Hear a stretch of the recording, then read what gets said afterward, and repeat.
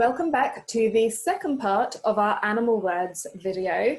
So in the first part, we discussed some adjectives that can be used to describe animals. Now we're going to discuss some verbs that can be used to describe animal movements. So let's get going with this.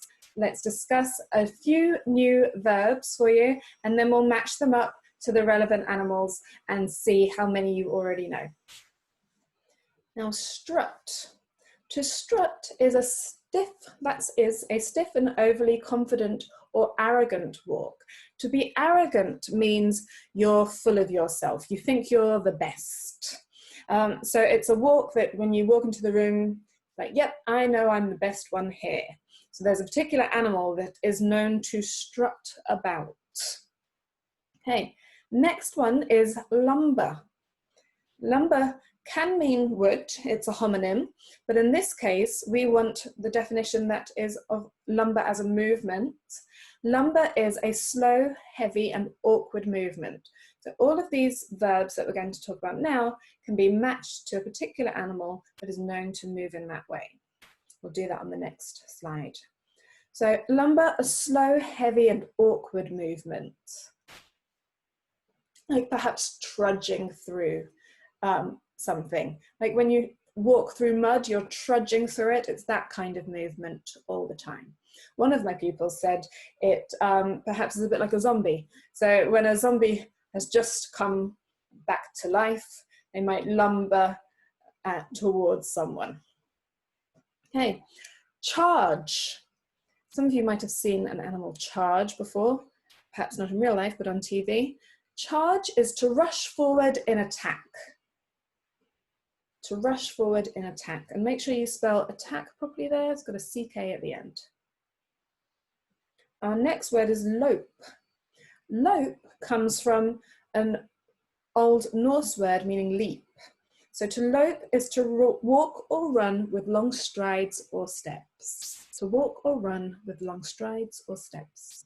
I prefer the word strides in this case rather than steps, but I know some of you probably won't know what strides mean, so to help you to remember the definition properly, you might just want to put steps there as well. The stride, though, is just really a long step.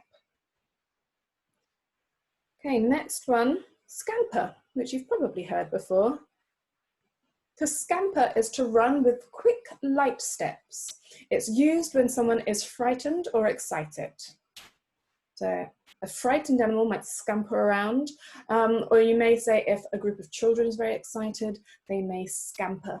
And using that verb will conjure the image of the animal that it's associated with, which we'll come to in a second. Next, we have frisk. To frisk is to skip or leap playfully. Frolic is a synonym. Frolic may be a new word to you, but why don't you write it down, and then when you revise the meaning of frisk, you can be reminded that frolic is the same thing. And just be careful with your spelling there as well. Remember, you can pause this video at any time to finish off the definitions if you need to. Prowl. To prowl is to move slowly and secretly like an animal looking for prey. So this animal doesn't want to be seen by its prey because that will ruin the game, the prey will run off. So it's moving slowly, trying not to make a sound and trying to stay hidden until it's ready to pounce. Okay, and then just a couple more words. I'll perhaps pause the video now if you need to, copy those definitions. And then I'll move on. Okay, and amble, these ones are just here to show you. So amble is to walk at a slow, relaxed pace. Stroll could be a synonym, stroll. To amble, to walk at a slow, relaxed pace. Bound is to walk or run with leaping strides. Bound is quite similar to lope. So to walk or run with leaping strides. Usually bounding is a show of enthusiasm. You're keen to get to where you're going. So if someone comes bounding up to you, they will sound enthusiastic. Well, they look enthusiastic, I should say. Okay, let's try and match those words with some animals. Now, if you want to try some of these on your own, perhaps pause the video here and then match them up on a sheet of paper, and then I will go through them. So let's start with strut. So to strut, remember, was to walk arrogantly, like you're the best. Okay, strut is a cock. A cock is a male chicken. It's actually a male of several different birds, but in this case, it's referring to the cock that will crow cockle-doodle-doo. So a cock struts around. After it's crowed and woken everyone up, it might strut around the farm like it's the best. It's the one in charge because it woke everyone up. Strutting. Okay, people can strut as well, though, by the way. Lumber. Remember, this was a slow, heavy movement. Now, it's not elephant, although that's heavy too. Lumber is pretty much always associated with bears. So a bear lumbers. Now, an adult bear, even when it's going after something, it will tend to move in a slow, heavy way, but it's still intimidating. Okay, charge. Charge goes with bull. A bull charges when it sees the, not the blanket, but you know, the piece of cloth, it will charge at that cloth. It sees red, even though bulls don't actually see colour, but they see the movement and they get angry and they charge. Okay, lope. A wolf lopes. Now remember, those were long, almost leaping strides. So when a wolf needs to go somewhere, it may lope with its pack. And then lope and bound were similar. So let's do bound. That would be a hound. A hound bounds. You can remember that because it rhymes. Now remember, a hound is a type of dog, and hounds have been trained to find something and then go after it. So if a hound is bounding after something, it's probably showing, it's trying to show the humans like where this thing is. So a hound might be used in fox hunting.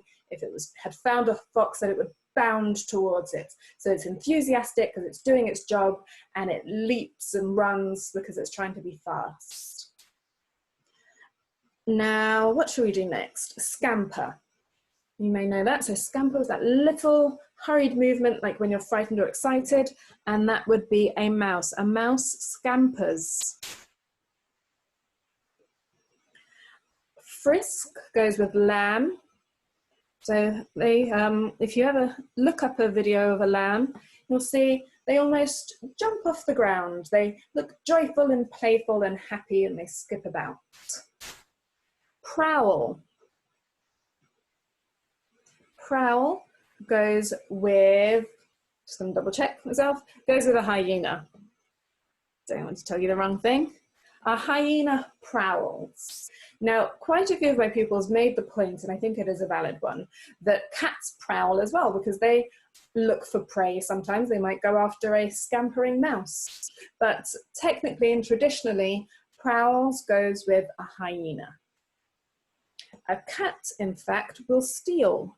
I don't know if we did the definition of steal, actually. So steal, I'll tell you now. I think we may have missed that.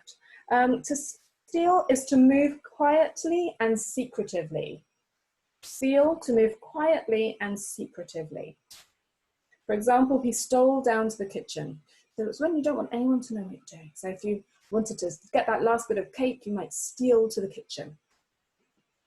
And then finally, an elephant ambles. Now, an elephant, because it's big, it can travel a long way, but it travels in a slow, laid-back way, just walking around slowly. Finally, just before we finish, I will just show you a couple of pictures. So this dog isn't a hound, but I figured it was a pretty good example of a dog bounding towards something. Look, it even looks happy on here. So bounding, leaping off the ground with enthusiasm to get to where it needs to be as fast as possible. And then we have two, I think these are huskies, but it was the closest thing I could find to a wolf. So they are loping. I'd say maybe this one's loping better. So long, large strides. And also there's a bit of leaping going on there. But it's a dog that bounds, a hound that bounds, and a wolf that lopes. Try to remember that. That's all for today. So revise those animal words, try using them in some sentences, and definitely try and make sure that you remember that first slide of ursine, canine, words like that, because that will make you sound very sophisticated when you use them in your creative writing, if you use them properly. Don't forget, if you would like more of this, if you'd like to join our online live weekly classes on vocabulary where you get worksheets, revision, online contest, and it's totally interactive, then visit kinlearning.com to join our next slot of online vocabulary classes. We've also got a ton of other 11+ material and material for all primary and secondary school ages. So give us a look on there, and don't forget to like this video if it's helped you, and to subscribe to our channel so you're told as soon as more of these videos are up on here. Bye and have a great week.